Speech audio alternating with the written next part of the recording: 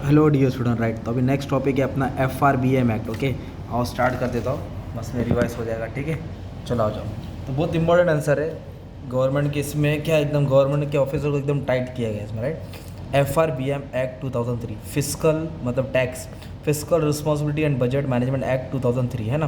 तो इसके लिए बिल बना था, राइट, 2000 में। बिल मतलब होता है इसके ऊपर डिस्कशन चालू होता है तो लोकसभा में 2000 में। तो जब बिल बनता है तो डिस्कशन होता है, तो बहुत सारे मेंबर लोग वोट करते हैं, इसके अगेंस्ट रहते हैं, फिर इसके फॉर रहते हैं। तो जब ज़्यादा वोट बनता है तो वो बिल इनैक्ट होता है। और बिल इनैक्ट कब होता है? जब प्रेसिडेंट इस पर साइन करता है। तो 2000 में बिल आया, 2 साल बातें चली, फिर बाद में 2003 में वापस से रिवाइज बिल आया, फिर बाद में आखिर में 2003 में अगस्त में राज्यसभा में FRBM एक्ट क्या हुआ तब पास हो गया था। ओके, फिर उधर से वो एक्ट, जब एक्ट पास हो जाता है, बिल पास हो जाता है, वो एक्ट बन जाता है, रूल बन जाता है। तो एक्चुअली रूल है क्या और क्या था मैं तुमको एक्सप्लेन कर रहा था, राइट। तो जो FRBM एक्ट क्या है ना, एकदम सिंपल सा हो गई सीधी बात। गवर्नमेंट के पास टैक्स का पैसा आता है, गवर्नमेंट टैक्स कलेक्ट करता है ना। तो सपोज गवर्नमेंट के पास टैक्स का पहले 1000 करोड़ आया, राइट, ओके, 1000 करोड़ आया। तो गवर्नमेंट वो टैक्स का पहले से क्या करता है? मिनिस्टर लोग को देता है। क्यों देता है मिनिस्टर लोग को पैसा? ताकि जहाँ जहाँ सोसाइटी में ज़रूरत है, डेवलपमेंट है, विकास के लिए पैसा देता है। हर मिनिस्टर को 100 करोड़ दे दिया, ताकि जहाँ जहाँ डेवलपमेंट नहीं वहाँ डेवलपमेंट करो। तो फिर मिनिस्टर लोग के पास क्या इनकम आ गया ना, गवर्नमेंट जो भी लोग पर्टिकुलर डिस्ट्रिक्ट के नेता है, हेड है, तो वो गवर्नमेंट के पास क्या आ गया? अमाउंट आ गया। तो उन लोग को अमाउंट का क्या करना चाहिए? खर्चा करना चाहिए। जहाँ जहाँ बोला है वहाँ खर्चा करना चाहिए, क्योंकि उन लोगों ने पैसा को डिमांड किया तो वहाँ एक्सपेंडिचर करना चाहिए। तो उन लोग क्या करते हैं? पैसा का बेफिजूल वेस्ट करते हैं, अपना घर का बंगला, गाड़ी बंगला। और जहाँ सोसाइटी के लिए खर्चा करना चाहिए वहाँ कुछ होता ही नहीं। तो फिर जहाँ पैसा दिया, जहाँ करना चाहिए था, तो इतना पैसा कहाँ गया? तो पैसे का हिसाब किताब कौन सा पैसे का? टैक्स का। तो टैक्स की जिम्मेदारी बांट दिया है, तो ताकि गवर्नमेंट चेक करेगा कि कितना पैसा लिया है, कहाँ खर्चा किया, उसका बिल बताओ। नेक्स्ट टाइम जब बजट बनेगा उसका हिसाब किताब होगा। तो ये था। तो उसके मेन खासियत क्या थे, मेन फीचर्स क्या थे? Physical responsibility and budget management rule, फिर RBI से कितना बोरो कर सकते हैं, फिर ट्रांसपेरेंसी मतलब एकदम क्लियर, और एनफोर्स कंप्लायंस मतलब स्ट्रिक्ट एक्शन होना लेना। ओके, तो मैं भी एक एक पॉइंट डिटेल में समझाऊँ, राइट। तो physical responsibility and budget management rule, इसमें क्या था?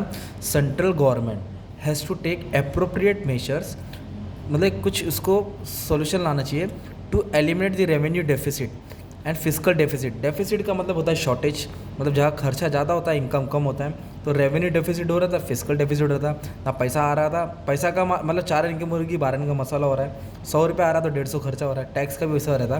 तो इसको कम करने के लिए और एक अच्छा सरप्लस मेंटेन करने के लिए सेंट्रल गवर्नमेंट ने क्या किया था? फिजिकल रिस्पॉन्सिबिलिटी, कि हर जो भी जिम्मेदार इंसान है उसको अच्छे से अपनी ड्यूटी निभाना है और बजट का हिसाब किताब रखने का, राइट। तो क्या सोचा था मालूम है? सबसे पहले कि जो रेवेन्यू डेफिसिट है ना 0.5% कम करने का था और GDP को बढ़ाने का था।